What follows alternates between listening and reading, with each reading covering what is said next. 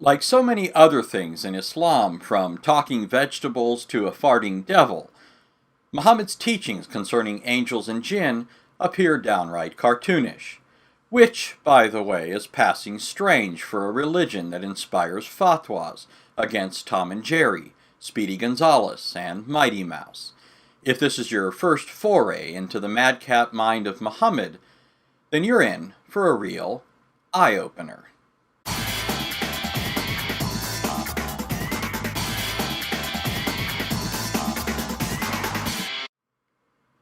Surah 32:11 speaks of the angel of death, the angel who takes a person's soul at the time appointed by Allah. Say, the angel of death appointed over you will take away your soul, then you will be sent back to your Lord.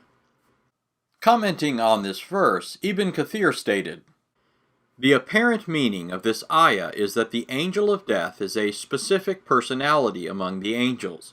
The angel of death has helpers. It was reported in the hadith that his helpers draw out the soul from the rest of the body until it reaches the throat. Then the angel of death takes it. Mujahid said, the earth is brought together for him, and it's like a platter from which he takes whenever he wants. With this background in mind, what would you do if the angel of death came to you? Better yet, what would you do if you were Musa, the Islamic version, or rather perversion of Moses, to whom Muhammad said the angel of death came, announcing Allah's death decree? The angel of death came to Musa alayhi salam. فَقَالَ لَهُ أَجِبْ رَبَّكَ. The angel of death came to Musa to take his life. He said to him, answer your Lord.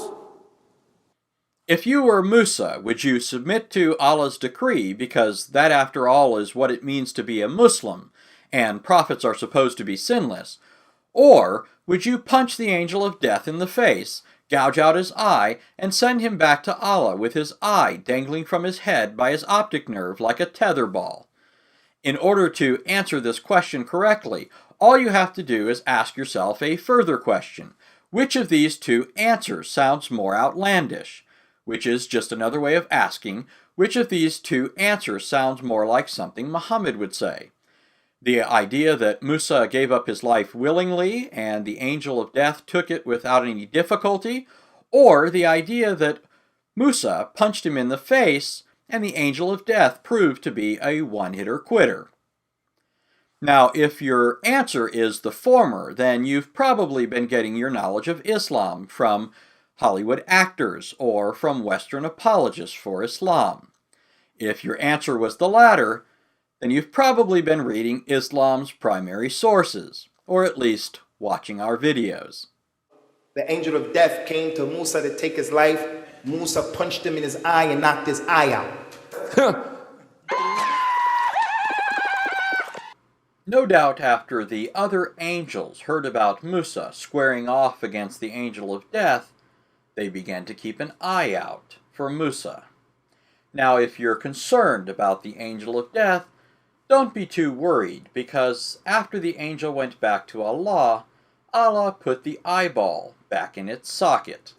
The angel of death went back to Allah subhanahu wa ta'ala, telling him, and Allah knows, أرسلتني إلى رجل لا يريد الموت. You sent me to somebody who doesn't want to die. فرد عليه بصره. He restored his eyes and he said, اذهب إليه. Go to him.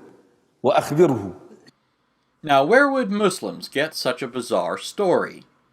Where else but in Islam's most trusted sources? In Sahih Bukhari, we read, narrated Abu Huraira, the angel of death was sent to Musa, and when he came to him, Musa slapped him and spoiled one of his eyes. The angel went back to his Lord and said, you sent me to a slave who does not want to die. Allah restored his eye. And in Sahih Muslim it says, it was narrated that Abu Huraira said, the angel of death was sent to Musa, and when he came to him, he slapped him and put out his eye. He went back to his Lord and said, you sent me to a slave of yours who does not want to die. Allah restored his eye. In another hadith, also reported in Sahih Muslim, we're told, It was narrated that Hammam bin Munabbih said, "This is what Abu Huraira narrated to us from the Messenger of Allah." He narrated a number of ahadith, including the following. The Messenger of Allah said, "The angel of death came to Musa and said, 'Answer the call of your Lord.' Musa slapped the eye of the angel of death and put it out.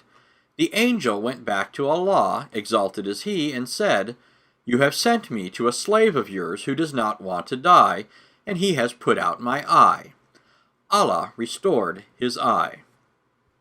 This story sounds a lot like an old Jewish fable. In fact, here's a rabbi telling a similar but less colorful version of this story. What did Moshe do before he died? In other words, when it came time for him to die, he took the angel of death and threw him away, and gave blessings to the tribes, each one according to their blessing. So he threw the angel of death away and he gave the blessings. An example of where this story can be found in Jewish writings is in Sifra Deuteronomy, which says, "At that moment the Holy One, blessed be He, said to the angel of death, 'Go bring me Moses' soul.' He went and stood before Moses and said to him, 'Moses, give me your soul.' To which Moses answered, 'Where I sit you have not the right to stand, and you dare say to me, Give me your soul?' Thus rebuking him, he left in a huff. The angel of death went and reported back to the Almighty. Again the Holy One, blessed be He, said to him, 'Go bring me his soul.'" So in extra-biblical Jewish writings, Moses refused to submit to Allah's decree, and rebuked the angel of death, who then went back to Allah throwing a temper tantrum, while in Muhammad's version of the story, Musa slapped the angel silly, and out popped his eyeball. Now, if you're wondering why Muslims would accept an obvious Jewish fable, filtered of course through the fertile imagination of Muhammad, in whose hands it became all the more ridiculous, the simple answer is because Muslims are taught not to use rationality or their intellect, but to be good little pupils of Muhammad. And a lot of people, by the way, a lot of the people with the rational, even so the hadith al-Bukhari wa Muslim, hadith sahih, the people who use intellect, rational, go like, "Ya akhi, what is this?"